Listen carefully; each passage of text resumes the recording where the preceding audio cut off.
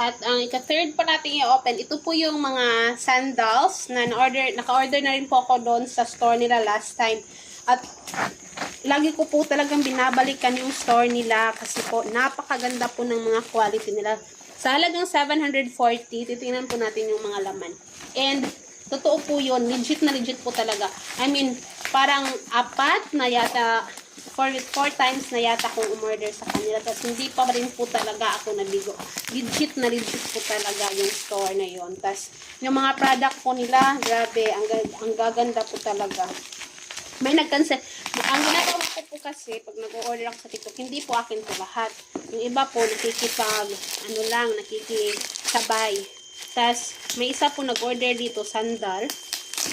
Tapos, kinancel niya po, iwan ko lang po sa kanya. Pero, it's okay po, we must be kind to everyone. So, kahit, tatry ko lang